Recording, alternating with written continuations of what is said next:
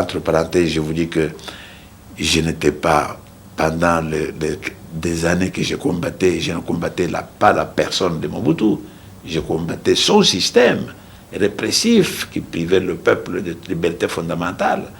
Et rien sur le plan humain ne m'empêchait d'aller voir un homme malade et avec lequel, comme je viens de dire, institutionnellement, je devais collaborer. C'est ce que j'ai fait. Merci beaucoup, M. Tshisekedi. Ça va très bien. Merci beaucoup du temps que vous avez accepté de nous accorder. Ça va très bien, pourvu que vous fassiez votre devoir de diffuser ce que vous avez à diffuser.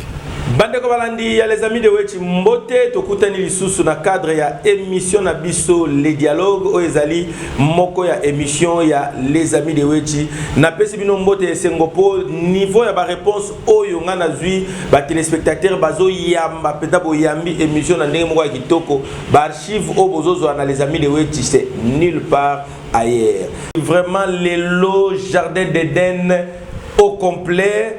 Jing Star azali toujours dans le boko langa ya mobali pe Christelle Pembo Moseka na komi lokola papa Cyprien Wechi na loboko ya mwasi Jing Bati Mbote Bifalo Bill le shérif de Pakadjuma. Vraiment mikolo yo omona na kité obaki boîte noire fallait o lata yango eloko nini asika o memeli biso na boîte noire pona mokolo lelo.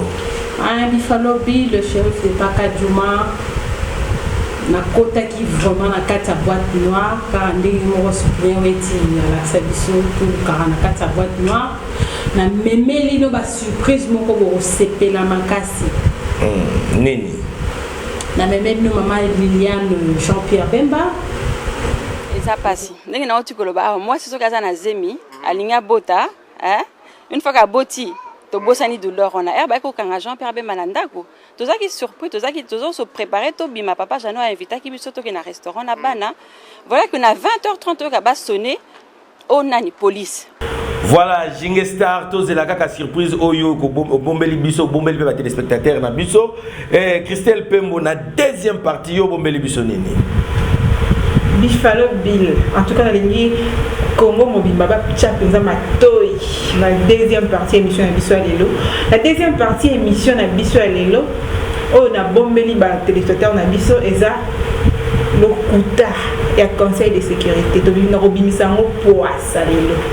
Et il est établi que derrière le M23, le pays auquel vous faites allusion paraît directement impliqué sur le territoire même de la République démocratique du Congo. La troisième partie, il y a émission na biso tokomemabino na Niger. Na Niger, kuna ezali mboka moko ya ba nomade, mais niveau ba école na bango ezali par rapport na biso oyo pe tozali na ba produits esengeli, c'est-à-dire ba ban Bogotala, l'élo différence n'ezali entre l'école ya Niger na l'école na biso quand même 145 territoires les autres ngama na kati ya République démocratique du Congo. Pena kosuki sa émission na biso boyebi keto betaka toujours masolo ya musique. L'élo tokoche la bino extrait ya King Kester MNE azo pesa ba congolais conseil et surtout ba politiciens.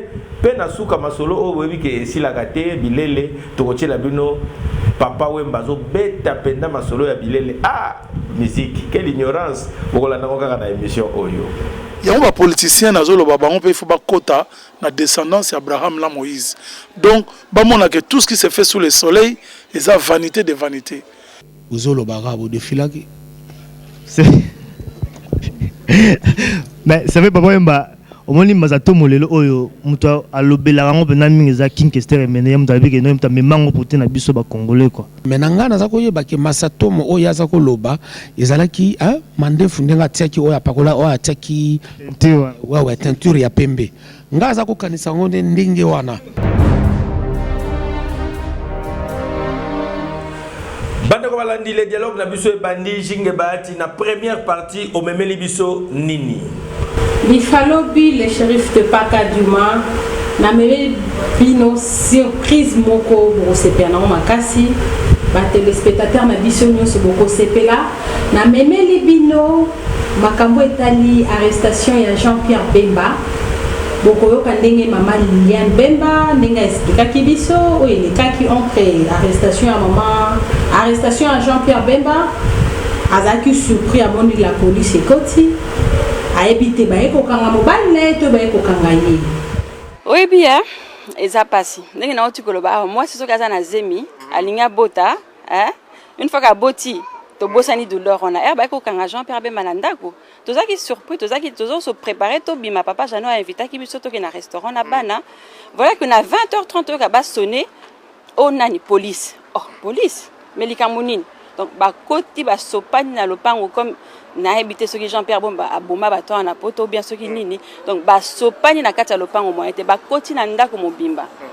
Bon, c'est vrai que sur le coup, oso comprendre te oso tuna bango mais likammunini kutu Jean-Pierre Bemba yemo kazaro mituna mais boye pona ngai to boye pona mwasi na ngai ba policier wana babité to ye pona yo Jean-Pierre Bemba ah bon mais na salinine toza na mandat d'arrêt international contre moi mais na salinine donc sur le to singi bango bala ki biso mandat d'arrêt bala ki biso mandat d'arrêt bala ki biso mandat de perquisition omoni bon c'est vrai que ça fait mal. Et le ronini est pessinga makasi na bana izaka lo sambo parce que ceux qui lo sambo te na linga na tenir te omoni nzamba za munene yenda pessinga makasi wana na yeba ko tenir pendant 1 année et demie na bana oyiba na poto ce n'est pas évident hein bana mitano yomoko papa azate bakangi ba compte nyoso ba mituka ba botoli mais nzamba la raté atika ki banana atika ki bisote bato mususu basongi biso ti lelo baza ko continuer ko singa biso ndenge boyibe ba compte eza toujours bloqué mais Dieu est grand azaka kana simana ye parce que ndenge ye moko alobi na Bible akoki kotika bana na été miso na ngai ezotalela ye jour et nuit ezala même na Kinshasa kuna na yebi que mabondilizaka kotoka période wana herba eko kanga bato ba comprendre kité mais lelo je crois que même na Kinshasa kuna ba sepeli pour la annonce wana ya libération. Bifalobi le shérif de Pakaduma Christelle Pembo Mokonjalemba image na libino bomoni yango ndenge. Bon ngai na premièrement na image wana na ndenge Bible loba en fait ndenge boyebi que une femme sage bâtit sa maison. Donc on a moni beaucoup de sagesse à travers maman Liliane Bemba. En tout cas, il a su surmonter épreuves très douloureuses pour sa famille puisque lelo et ça c'est lelo parce que lelo comme il c'est mon papa ça sur la prison. En tout cas, on a passé beaucoup de chapeau à elle parce que là ici vraiment surmonter l'événement. En tout cas, merci beaucoup. Voilà Jinge Bati, Jinge Star pour Nangai Bifalo Bill et loko na moni na sepeli kaka maman à Ndenge Christelle Pembo alobi vraiment azwaki temps ya ko vanda pena ya ko encadrer bana parce que zaki yemoko mais eloko nga na regretter makasi maman peut regretter yango na ba vidéo na biso otomoni lelo ba ko kanga mutu bazo senga papier à mandat d'arrêt international papier pe ezate ba na papier à perquisition Christelle Pembo oui papier ça normalement fallait pas appeler un parquet ezo la ça que papier mon la ça que azana na mandat d'arrêt international donc quoi la perquisition c'est un personne de en Belgique de Dubaï là OK parce que baba que ça international dans tous les pays compris donc il y avait quelque chose des louches à l'intérieur quoi. Bandeko balandi 4 ans après Jean-Pierre Bemba na kati ya kasho na kati ya prison ndeto lobakaka ba congolais na poto basangalaki basalaki messe pona ko pesa Jean-Pierre Bemba force na place oyo bakangaki ye na ndenge moko ya mabepe na ndenge moko ya molili. Vraiment Jinge Bati lelo à surprendre biso alobi Bifalo Bill la kisana no ba kinoa image oyo chef de l'état na biso actuel azalaki na messe wana na micro ya papa Cyprien Wechi boyo ka position na est-ce que azalaki pour ou contre arrestation ya Jean-Pierre Bemba bolanda ba image oyo to kutani na Félix Tshisekedi Félix Mbote ndeko Wechi ça va. Ça va bien, on peut s'avisonner nous. Yo mona qui une bonne. Bazong c'est le passeport. Le quoi zonga bazong ici. Oui. On peut s'avisonner santé à IDPS hein. Non. Tu benga yo Félix ou bien honorable. Non, Félix c'est bon. Non, IDPS ça va, ça bien. Bah tout ça a mis en place Sika donc ça va. Que to y a un événement il y a commémorer 4 ans d'arrestation à Jean-Pierre Bemba donc c'est pour ça que nous sommes là. Donc, en dehors de ça, qu'on sakaka sympathie, na soutien à la famille, surtout d'abord la famille, parce que bangom tu baza ko souffrir le plus, il y a manque, il y a tata mwasa lo baga okuna. Et donc soutien à la famille parce que j'ai connu le père que j'aimais beaucoup, j'ai apprécié beaucoup cet homme-là, un homme de bien, de beaucoup de bien. de grand bien en tout cas. Et je soutiens son fils. Nazo souhaitait Abima, Aya, qu'on reprenne place dans la société congolaise. Aza homme politique, sa place est na Congo pour na couper sa idée to na compétition pour na compétition démocratique évidemment pour na kozoa pouvoir coexercer. Donc ce qui lui arrive est injuste. Naza vraiment qu'on compatir na sort na et naza ko espérer que bato ba na sima ya complot wana bako yoka soni et que moi na mboka Jean-Pierre Arobima azonga na famille na ye na mboka na ye. Tokomi na suka émission na biso ndenge na yebisaka bino epa ya Cyprien wetu avocat du diable na kopesa micro na ngai na bato nyonso mutu moko akopekisa ngai aza pété. N'est-ce pas Félix? Oui, oui, très bien. Avant le combat Tozalaki, après le combat Tozali, on est là pour informer les gens. Le combat ici, non, après le combat ici. Non, après l'élection, hein, parce que pendant l'élection, Babane retraité avocat du diable de collabo, baye kopé sa confiance na ba soi-disant ba député wana, baké parlement, batiki biso, les collabos, nazali kaka na micro, nazo pesa. Yo landaki bango kuna na parlement, okeno pesa bango mbote kuna je crois non. Na landaki bango po koyebisa bango ke botika kombo ya IDPS via lobby. Aboyi na kombo ya IDPS. Oui, oui, mais kombo ya UDPS peuple moto ayebi soki eza ya nani. To kota to discutation elokante. Baze belé bazo ngo ba kena na nulle part. Na bao ba soi-disant ba fondaka ngo mais oka bendia ngo mais rien.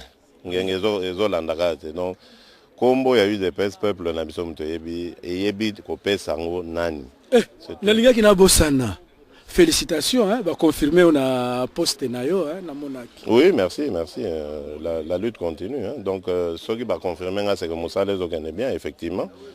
Aux relations extérieures, il y a eu des pèses tout ça à Moussa là. Merci beaucoup. Il y a un beau hypothèse qui député.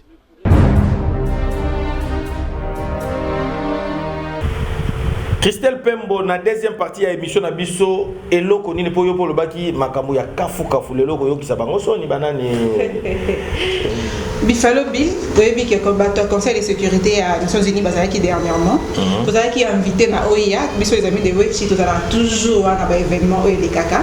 Pour mon représentation na biso qui parmi votre Conseil de sécurité, ils avaient qui représenté la France, puis na ambassadeur ya Gabon qui représentait la Conseil de sécurité. Vous comprenez? Parmi événements, il y avait aussi des journalistes. Donc, les amis de Web, toujours parmi les journalistes. Toujours présent, oui. Toujours présent, parce qu'on est toujours dans tous les événements. D'abord, pour nous expliquer, et puis on va revenir après pour mieux expliquer la situation. Voilà. Dans la situation sécuritaire qui sévit dans l'Est de la République démocratique du Congo, quelle est, selon vous, la part de responsabilité du Rwanda? Et il est établi que derrière le M23, le pays auquel vous faites allusion paraît directement impliqué sur le territoire même de la République démocratique du Congo. Deuxièmement, sur le plan humanitaire, comme vous le savez, le Conseil de sécurité n'est pas une agence humanitaire. Quelle est la situation depuis 1994 ? Plusieurs pays de la sous-région, il n'y en a pas qu'un, plusieurs, sont rentrés dans votre pays et plusieurs groupes rebelles y ont prospéré, captant d'ailleurs beaucoup de richesses minières économiques qui devraient revenir à votre peuple. Et depuis 1994, et ce n'est pas la faute de la France, pardon de le dire dans des termes aussi crus, vous n'avez pas été capable de restaurer la souveraineté, ni militaire, ni sécuritaire, ni administrative de votre pays. C'est aussi une réalité. Il ne faut pas chercher des coupables à l'extérieur de cette affaire. Je vais vous répondre à l'aise. À l'aise parce que ce que nous connaissons aujourd'hui, c'est un héritage, un lourd héritage qui a été légué au président Félix Antoine Tshisekedi Tshilombo et qui s'emploie chaque jour. Il est tout à fait inadmissible. J'allais dire incorrect, à la limite du scandaleux, que d'imposer à un pays, la République démocratique du Congo, à l'époque le Zaïre, d'imposer à ce pays d'accueillir les génocidaires qui venaient fraîchement d'endeuiller l'humanité, obligés de les haïr. Je parle sous le contrôle de notre aîné, Léon Kengo-Wadondo, qui était Premier ministre à l'époque. Allez dans le YouTube, vous trouverez ces paroles. Lorsque je décide avec mon gouvernement que tous les réfugiés devaient quitter les territoires de mon pays, au plus tard, le 31 décembre 1995, et que le président Mobutu me dit, ce n'est pas comme ça, prends une position contraire, et je reçois de la communauté internationale le secrétaire général des Nations Unies, Boutros Ghali, le sous-secrétaire d'État américain, George Moose, le directeur pour Afrique, Rochero de la Sabrière, pour me dire, écoutez, non, il faut suivre la voie du président, il ne faut pas vous opposer au président sur ces chapitres. Alors que toute la population du Kivu avait mobilisé ses moyens de transport pour aider les réfugiés à rentrer. La vérité, c'est que la communauté internationale ne voulait pas, alors que la même communauté internationale, par 2 résolutions du Conseil de sécurité, a voté le déploiement des forces multinationales qui devaient constituer les couloirs de sécurité pour permettre aux réfugiés de rentrer dans leur pays dans la paix et la dignité. Cette même communauté internationale reviendra sans que les résolutions du Conseil de sécurité aient été démenties par d'autres résolutions, qu'on ne déploierait plus parce que le Rwanda venait de bombarder les camps des réfugiés et que tous les réfugiés sont rentrés. J'ai montré les sites à la commission des Nations Unies qui a été dépêchée auprès de moi. La commission a visité les sites. Lukandu, Irebu, Kongolo. Mais lorsque la commission a fait son devis, le secrétaire général a trouvé que c'était trop cher, on ne peut pas le faire. On n'a jamais séparé les militaires des civils. On les a laissés sur place. Je me pose une question. L'armée rwandaise ne dispose, ne dispose pas d'une force aérienne. Ni avion, ni pilote. Avec quoi a-t-on bombardé les camps des réfugiés? Qui a bombardé? Je sais qui a bombardé. Le moment n'est pas venu. Je sais que moi-même, j'ai été au Congo où j'ai rencontré l'ancien Premier ministre Kengo pour discuter de ce dossier-là.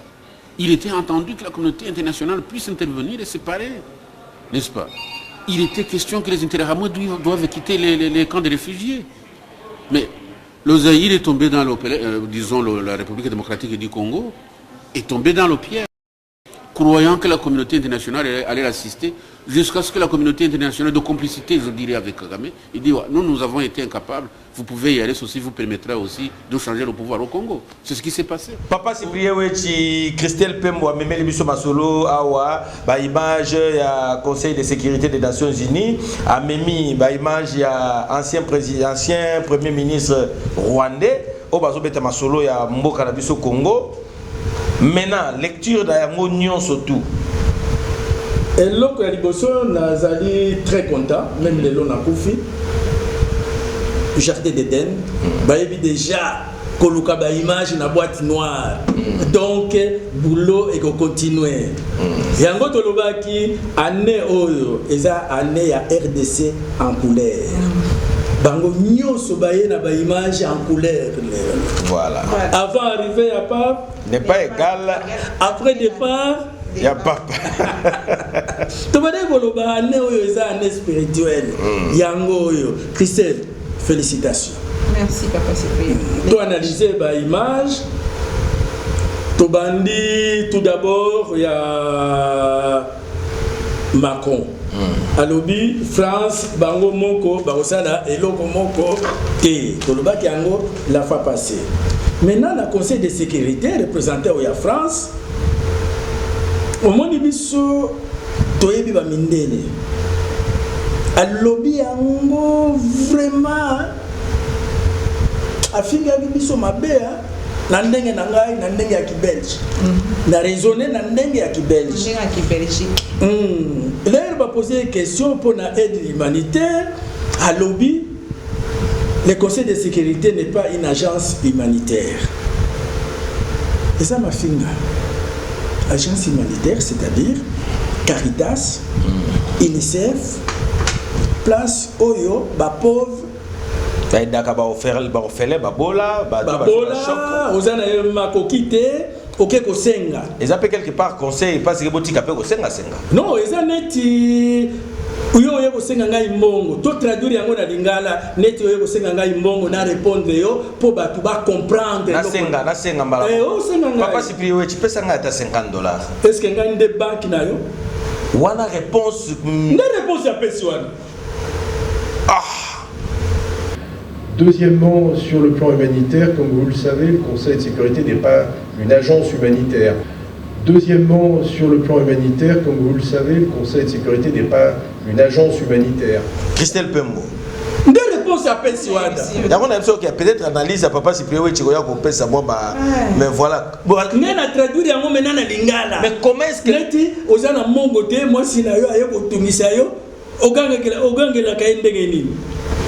Mbongo ngona bon ngana ogana olobatia bolo. Non, tolobi d'une manière générale, hein. Pas yo na maman na bana en particulier, d'une manière générale de tolobaka. Est-ce que yo moni ngana nzete est-ce que moni ngana nzete ou bien est-ce que ngana bota ka mbongo? Même chose ya moi. Donc azo finga biso à ciel ouvert. Biso à ciel ouvert na ndenge ya ba français. Maintenant Louis Michel a ebisaki biso na ndenge ya ki congolais parce que bango ba belge baza neti biso biso tolandaki bango ndenge bolobi o ya Louis Michel alobaki na biso. Beaucoup de Congolais considèrent que c'est comme un génocide ce qui s'est passé au Congo et que l'opinion internationale ne réagit vraiment pas.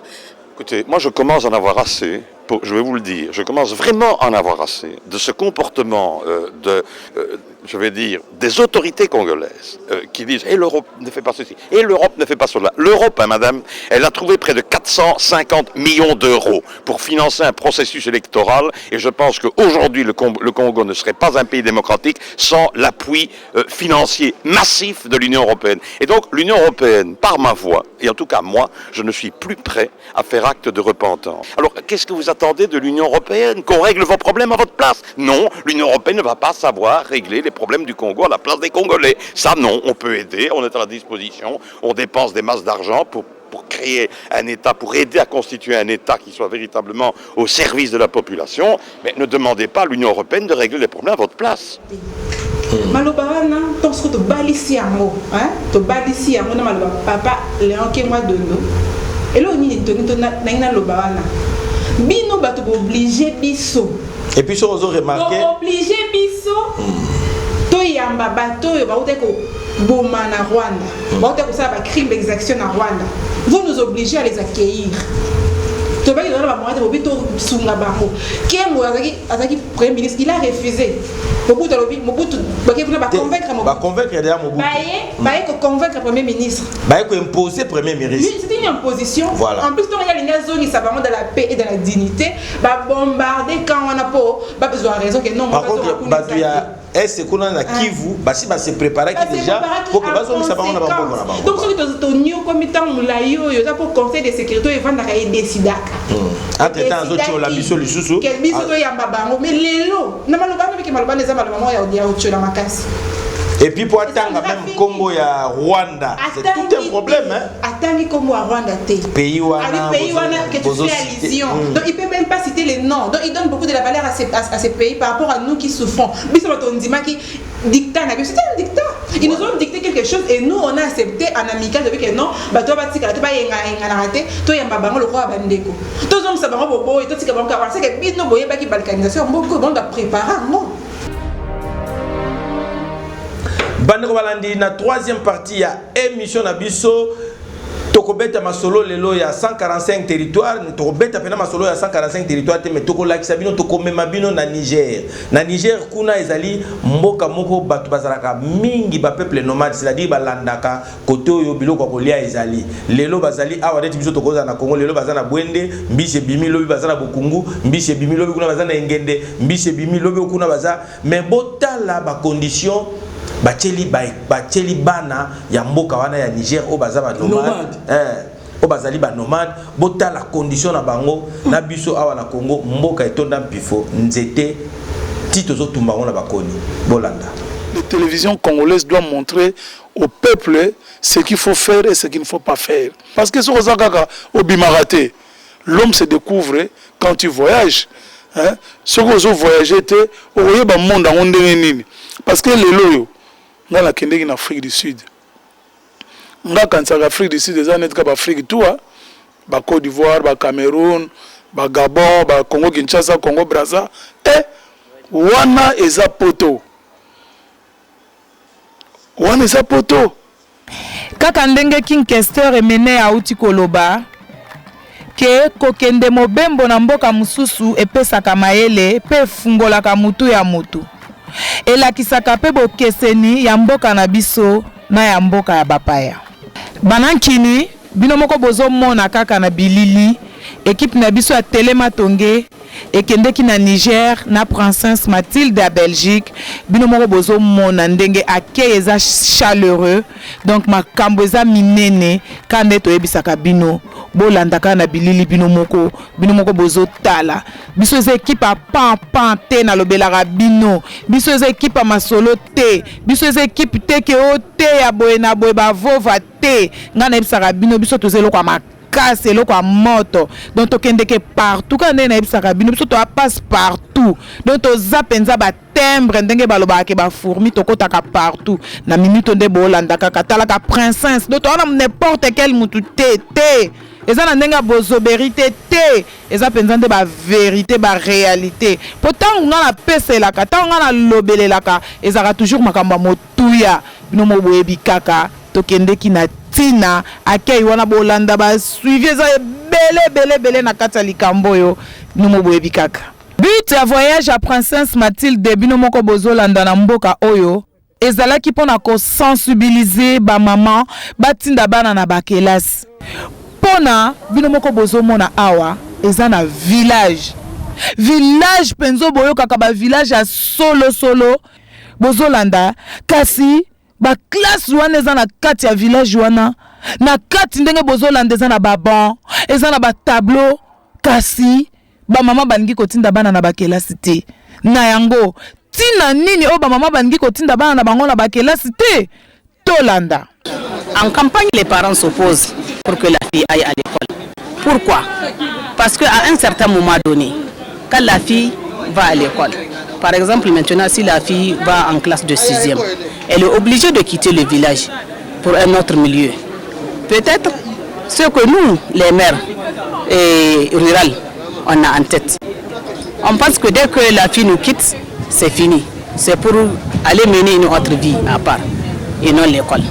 C'est pour cela que nous, les parents rurales, on a la réticence de scolariser nos jeunes filles. Au cours de notre travail ici, parfois les mères refusent à ce que leurs enfants viennent à l'école. Parfois, il faut passer porte par porte pour les supplier même d'amener leurs enfants ici. Le gouvernement fait tout. Il leur offre la chance de venir à l'école. Il leur donne de quoi manger des fois. Leurs cahiers, leurs bics, tout est financé par le gouvernement. Leur seul problème, c'est d'amener leurs enfants ici. Binomoko bouti kolanda, ndenge ba moniteur bazoloba, l'État, donc gouvernement, ezo bondela bana wana, ezo sombela bango bakaye, babik makambu nyonso, po bana na bakende na ba classe, kasi bana balingi na bango kakate bandeko, olikambo ko kamwa. Na simana yango to yaki ko kende lisusu, na école mususu ba nomade. Binomoko boyebi kaka peuple nomade aza muto lelo azali alobi azali batambola aka na bashamo na bango mais baza na école oyo eza lisusu na nyonso eza na baban eza na batableau donc baekole ya kitoko nde baba kaka libanda eza kati te donc na libanda omona makambo mosusu na kati makambo evanda banankini ata bino moko sikoyo likambo yango tokolobela ndenge nini gouvernement ezobondela bana bakende classe bana baboyi biso sikoyo epa na biso bana baza na posa ya classe nzambe na ngai kasi bazovanda na mabele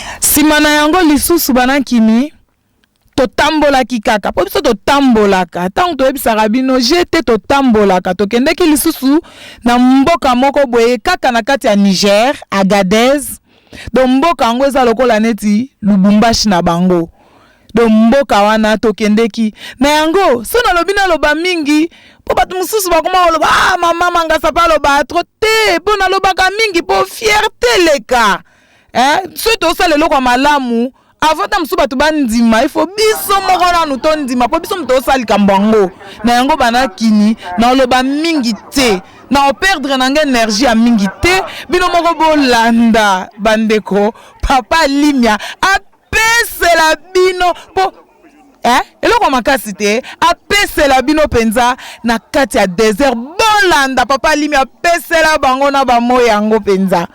Voilà, dans la carte Agadez, dans la carte Niger.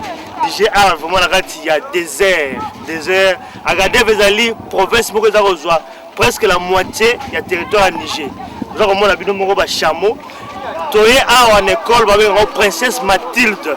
École la carte désert mais papa ezali a mais pas la biso ba ezali et papa ezate.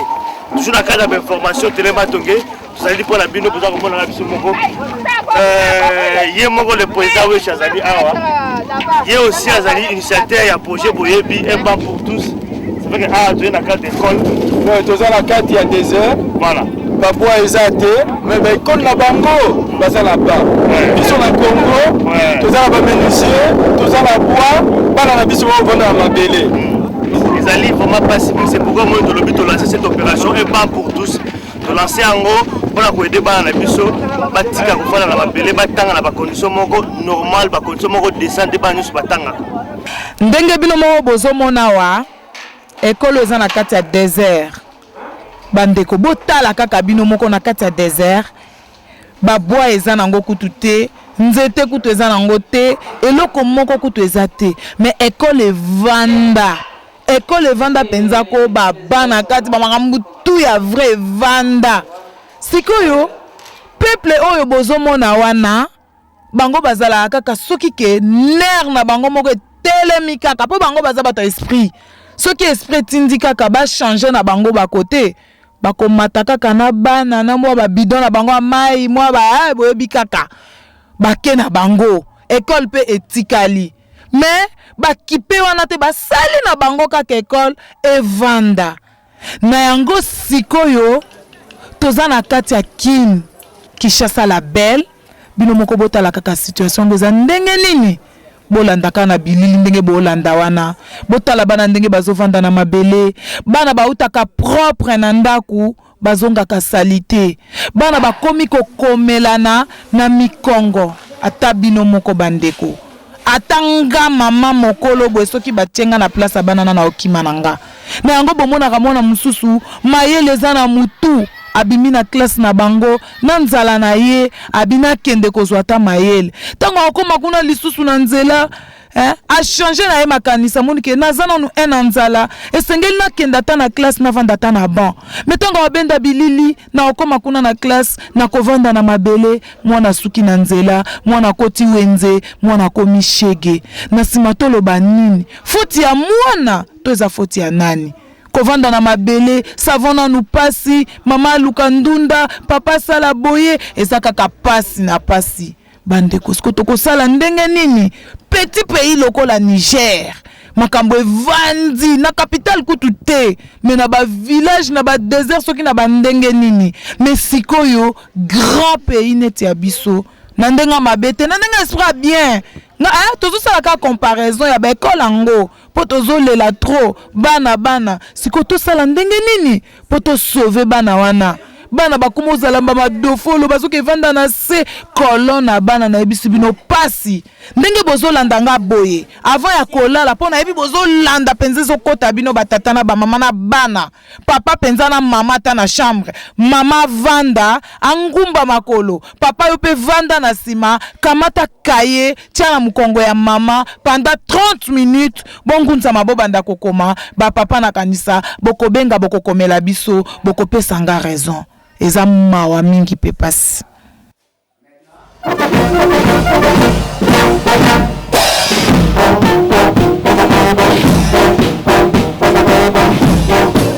Kaka nde na yebisaka bino banankini biso totambolaka po toza passe partout toza na yango peko oyo ememaka mutu esika nyonso na minute osikoyo toza na Matadi bino moko bomona na ministre de la coopération belge bino moko bozolanda botala kaka mabaya babwa yango penza bozomona bino moko ezolingi kende na mikili ya poto po balobaka la charité bien ordonnée commence par soi-même bongo sikoyo makambango tolobango ndenge nini mabaya yango botala kaka babwa yango ya minene ezokende siko na mikili ya poto potanga ekoma na mikili ya poto bokansi baosala nango nini kaka bambetu kaka bakiti te baosala pena babon ezokende na bamboka mususu tango mususu pe yango pe kendeki na ba Niger wana toyeba ndenge nini mais sikoyo place penza na liziba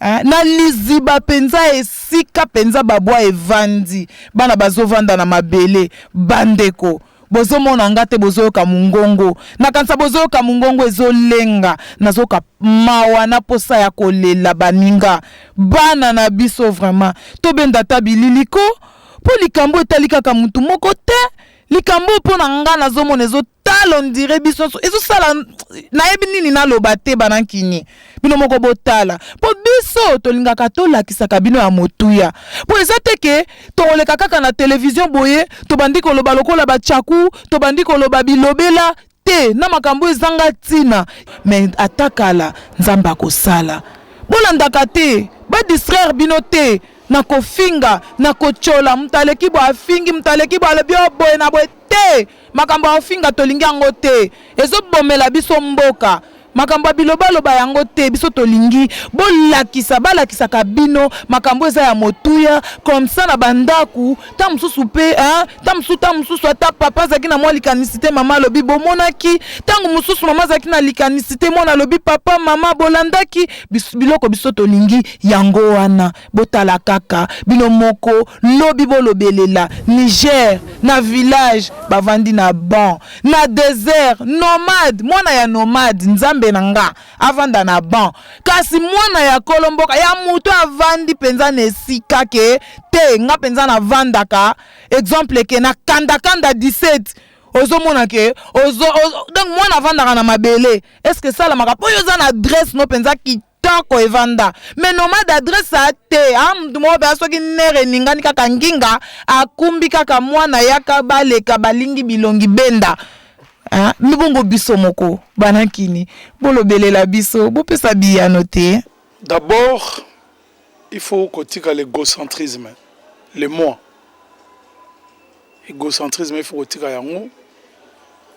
Deuxièmement il faut écouter les anciens même les politiciens il faut bakota na descendance ya Abraham et Moïse maintenant na sala mutu mabete parce que na descendant Abraham et Moïse Moni Moïse a traversé qui batu na mer a traversé bango a memi bango bazo sale ba kanai mais azong c'est la bango kanai wana te ya ba politicien nazo lo bango pe il faut ba kota na descendance Abraham la Moïse donc ba mona que tout ce qui se fait sous le soleil est à vanité de vanité kolingate au tentassé na ba dollars na ba millions et que au sala non même pas 100 ans vous comprenez yo soko zu ba dollar net alimia lobby par exemple que la remene kwa ndenge legai na maisha bapesi lar yo bendi yango bapesi koto bendi bapesi yo mozo koma na lar trop mais lar wana okotika ngo na mokili oyo okokende batebele batika yango batebele batika ba milliard etikala kakao toyaki na mokili kinkonga tokozonga mabele tokotika tout na mokili oyo. C'est pour ça que ngana na esprit Abraham soki naza nango yango mona yike soki naza na 10 000 funa pesa pe tel il faut na pesa pe tel on prend la partage esprit non pas esprit à partage comme tel mais esprit dont il y a comprendre semblable na yo motinda kaniba kovanda kana moninga ayeyeye na fandane Mobeko kanina simba ebatela bolingo na simba ngo yeye wana yeye joli yeye bibi Amazone Maria Rosa Mama Bella Mama Vivi Mama Norfe okokokisaka motolo kona ngai na pesaka nyoso ba pesaka yoyo na pakwa kanena bolingo langa Mama Gigi Batolo bate Mama Sato bango na lati ya bango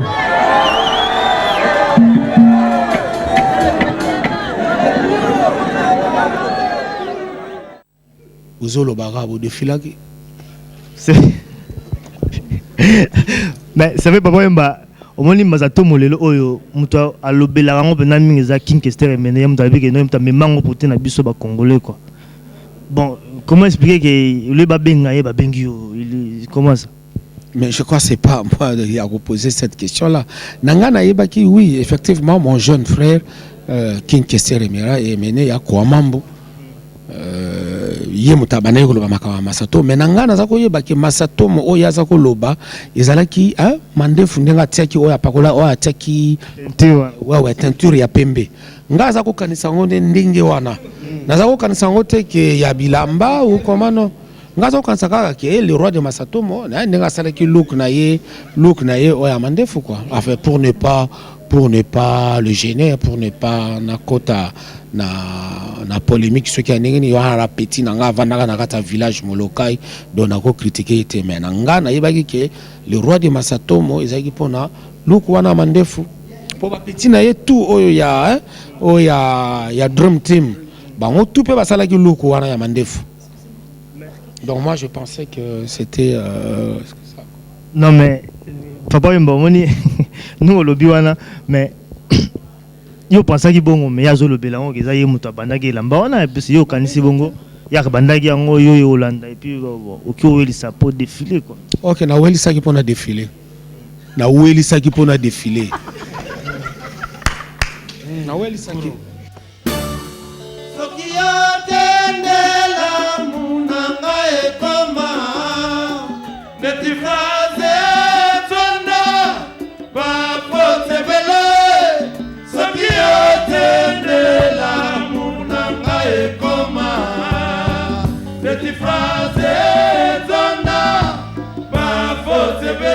Ya solo tokomi mosikara kasi jeleza nano molai ngomba moko te jaloux soki omati omoni l'avenir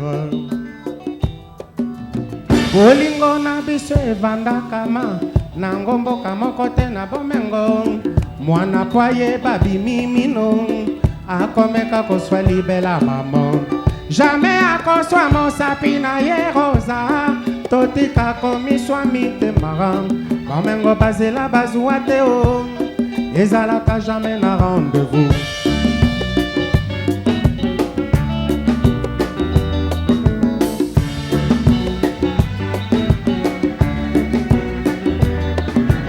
Moto a bolingo na kombo na yo evandaka kati ya motema na ngai kasi jamais kozikisa un jour kombo na yo Maria Rosa na yembi lisusu bibi tokende